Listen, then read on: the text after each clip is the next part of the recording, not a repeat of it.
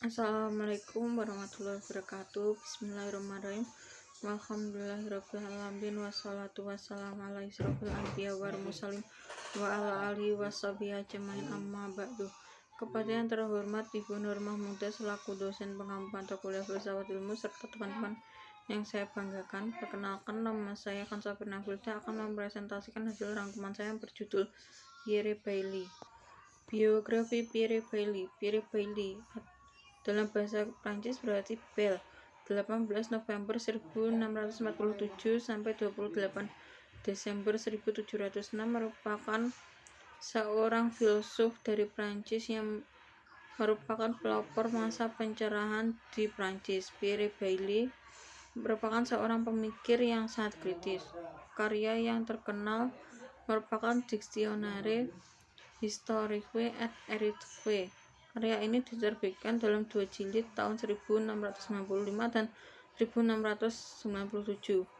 Buku hasil karya ini merupakan semacam ensiklopedi yang membicarakan semua ilmu-ilmu pada waktu itu. Karya-karya yang lalu mempengaruhi perkembangan masa pencerahan.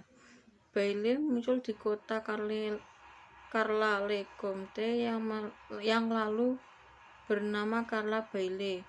Untuk penghormatan Bailey, kota ini dekat Pamiers, Ariège, Prancis.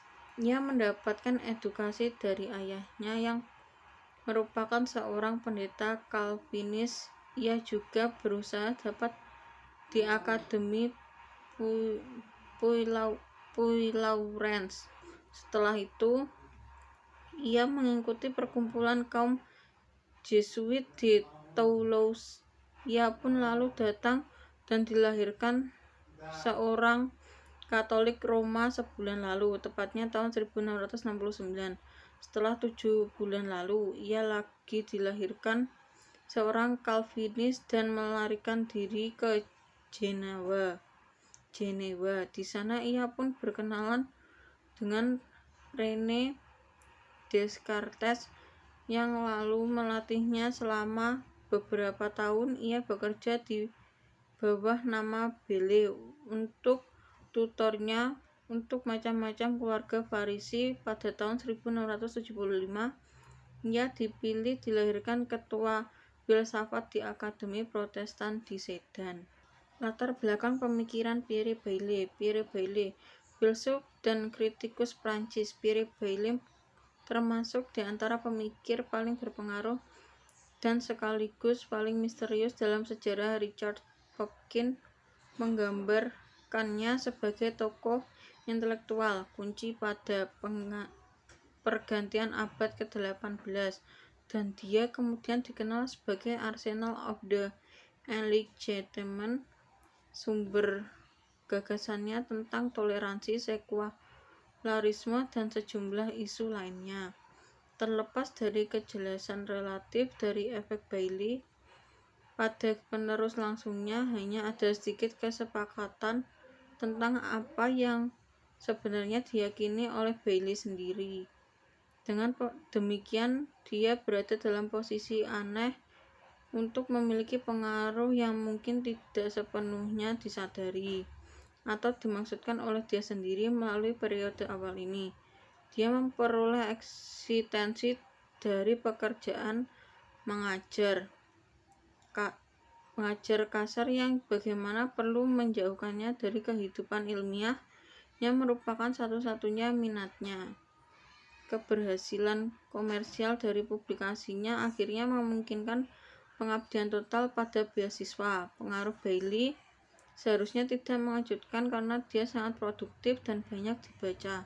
Memang Kamus Sejarah dan Kritisnya adalah karya paling populer di abad ke-18. Hitungan rak perpustakaan pribadi dari periode menunjukkan karya ini muncul jauh lebih sering daripada apapun dari pesaing jauh seperti Voltaire, Rousseau, Newton, atau Locke. Pemikiran Pierre Bailly. Dia meninggalkan Prancis ke Jenewa, di mana dia menyelesaikan studi filosofis dan teologinya pada 1674.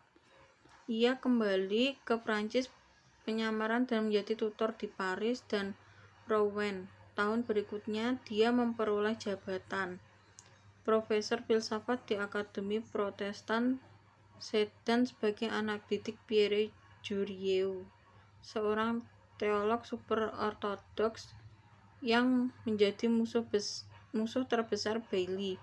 Bailly mengajar di Sedan sampai sekolah ditutup pada 1681. Bailly membawa seperti banyak buku serta karya pertamanya, sebuah surat tentang komet tahun 1680 yang ia terbitkan dengan nama samaran. Volume ini, seperti banyak buku berikutnya, menyerang takhayul, intoleransi, dan filsafat serta sejarah yang buruk selama tahun-tahun awal di Rotterdam. Bailly tampaknya membuat beberapa keputusan pribadi mendasar yang mempengaruhi sisa hidupnya. Yang pertama adalah tidak menikah, tetapi mengabdikan dirinya pada kehidupan menyendiri dari sarjana yang berdedikasi mencari kebenaran. Yang kedua adalah menolak jabatan profesor penting apapun untuk melanjutkan pekerjaannya di Rotterdam. Terakhir, setelah ayah dan saudara-saudaranya meninggal di Prancis sebagai akibat dari penganiayaan agama, Bailly tampaknya berkomitmen pada penyebab Calvinisme dan penyebab toleransi. Pada tahun 1686, Bailly menerbitkan di Amsterdam Commentaire philosophique sur les paroles de Jesus Christ contre les d'entre, sebuah argumen yang brilian untuk toleransi beragama dan lengkap. Dimulai dengan masalah yang diangkat oleh penganiayaan Louis. Bailly mengembangkan pembelaan toleransi untuk orang Yahudi, Muslim, Socinian, Katolik, dan bahkan ateis. Memperluas cakupannya jauh melampaui Easy on Toleration yang belum diterbitkan Locke. Bailly telah mencoba untuk menyembunyikan kepenganggurannya, tetapi Jurieu segera menebak kebenaran dan menyadari bahwa mereka sepenuhnya tidak setuju tentang hampir semua hal. Dia melihat rekannya sebagai ancaman bagi agama yang benar dan seorang ateis rahasia, tetapi Bailly dengan cepat menggunakan keterampilan alektis dan kritisnya untuk memusnahkan pertentangan mereka dan untuk menunjukkan bahwa tidak ada cara untuk membuat dunia dan rasional dan ilmiah sesuai dengan klaim dasar kekristenan seperti yang sebagian mereka yakini. Akibatnya, berbagai Protestan liberal menghabiskan waktu bertahun-tahun untuk membela diri terhadap kritik tajam Bailly, sementara Bailly bergantian bergabung dengan mereka dalam menyerang Jurieu dan Jurieu menyerang mereka. Sejarah dan komposisi kamus. Selama bertahun-tahun, ia telah mengumpulkan koleksi kesalahan yang dikemukakan dalam berbagai karya sejarah. Dalam kuliah yang diberikan Bailly di Rotterdam, dia mengkritik setiap teori yang mungkin. Awalnya Bailly hanya berencana untuk menulis kamus yang akan mencantumkan kesalahan di semua kamus lain, dan khususnya yang dibuat oleh Louis Moore Airy. Hasilnya adalah 2 jilid folio yang penuh dengan artikel tentang tokoh-tokoh yang kurang dikenal atau sama sekali tidak dikenal, menghilangkan tokoh-tokoh penting seperti Plato, Michel Eyquem de Montaigne, dan Kardinal Richelieu. Artikel biografi yang relatif singkat muncul di bagian atas halaman, sementara segala macam catatan menyimpang tentang hal-hal faktual filosofis agama yang sangat kurang dikenal seperti Horarius, atau menyediakan panggung untuk diskusi mendalam tentang sifat manusia dan binatang, masalah pikiran, tubuh, dan teori metafisika baru dari Leibniz, tetapi ada beberapa tema dan topik utama yang mengalir melalui banyak atau sebagian besar artikel tema yang merupakan serangan besar-besaran terhadap hampir semua pandangan agama, filosofis, moral, ilmiah, atau historis yang diperang apapun kelompok yang terakhir melarang karya tersebut. Sementara yang pertama